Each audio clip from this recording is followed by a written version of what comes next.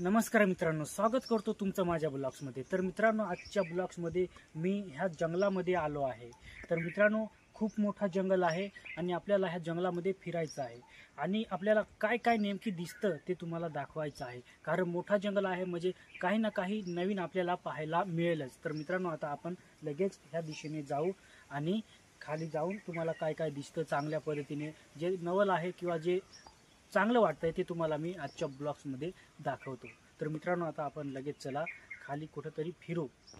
तर मित्रांनो, आता आपण फिरता फिरता आलो आहो एका तोरणाच्या झाडापाशी। म्हणजे हो तोरणाचा येल आहे आणि त्याला तोरणं पण लागलेलं आहेत। मित्रांनो, हे पाहू शकता तुम्ही, तुम्हाला दिसत असतील हे तोरणं लागलेले आहेत, पण पिकेल नाही, म्हणजे पिकलेले नाहीत, हे निळे तोरणं आहेत।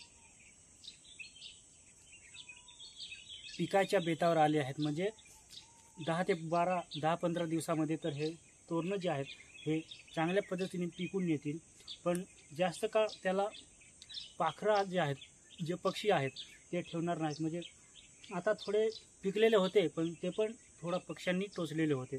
तर मित्रांनो, 10 ते 15 दिवसामध्ये हे तोरणं एकदम पिकून येतील आणि पक्षी खातील, माणसं खातील, काही ना काही ते खातातच। तर मित्रांनो, हा येल जो आहे तो भरपूर मोठा आहे, झाडावर पण गेलेला आहे आणि खूप पांगलेला आहे आणि तोरणं पण भरपूर लागलेले आहेत। असं नाही का फक्त एवढेच लागलेले असं नाही, त्या तिकडच्या पण बाजूला आहेत, इकडच्या पण बाजूला आहेत आणि त्या खालच्या पण बाजूला आहेत, भरपूर असे लागलेले आहेत।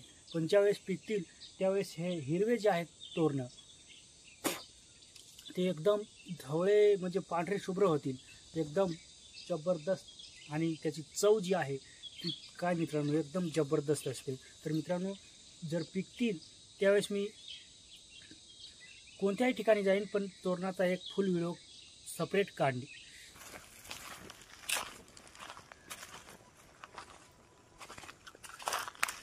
तर मित्रांनो, आता आपण वरच्या बाजूला आलो आहोत आणि तुम्हाला दिसत असेल झाडावरती किती मधळं आहेत। म्हणजे मासे माजवण्यासाठी आमच्याकडे ग्रामीण भागामध्ये, गावाकडे मासे माजवण्यासाठी याचा भरपूर प्रमाणात उपयोग करतात।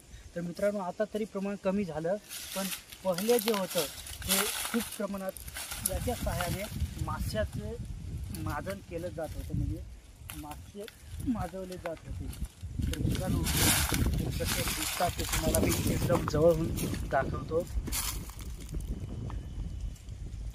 हे तुम्ही पाहू शकता।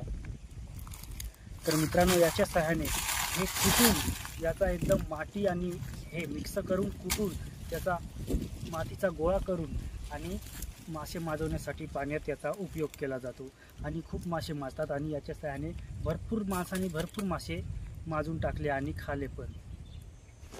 तर त्याच्यानंतर आपण पुढे आलो, म्हणजे पुढे येऊन तुम्हाला दिसत असेल मित्रांनो, हे करवंदाचं झाड आहे। तर याला भरपूर प्रमाणात करवंद जे आहेत ते लागलेले आहेत। तुम्ही पाहू शकता, एकदम भरभरून फुल झाड भरलेलं आहे, म्हणजे भरपूर झाड फुल भरलेलं आहे।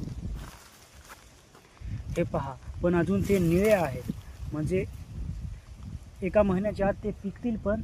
आणि हे जेव्हा पिकतील तेव्हा पण आपण एक ब्लॉग शूट करू आणि तुम्हाला दाखवू। तर हे तुम्ही पाहू शकता किती भरपूर असे करवंद लागलेले आहेत।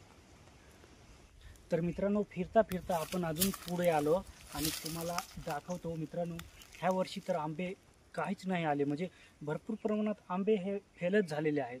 आंबे हे जास्त प्रमाणात आलेले नाही, पण हो जो आंबा आहे, हो गावठी आंबा आहे, त्याला भरपूर अशा प्रमाणात आंबे आलेले आहेत। आणि हे जरी निळेच आहेत, हे सर्व निळेच आंबे आहेत, अजून जास्त प्रमाणात ते खूप बारीक आहेत, तरीही एकदम त्यांचा कलर तुम्ही पाहू शकता मित्रांनो, एकदम लाल गरज, म्हणजे शेंद्रासारखा।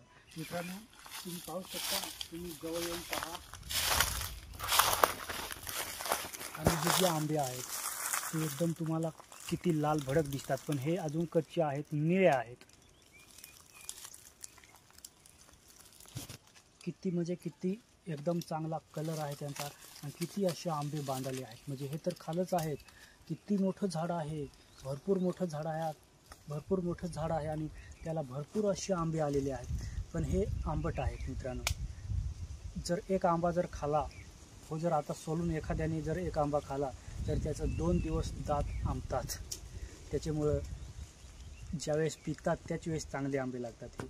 तर मित्रांनो, आजच्या ब्लॉग्समध्ये एवढंच. जय हिंद, वंदे मातरम.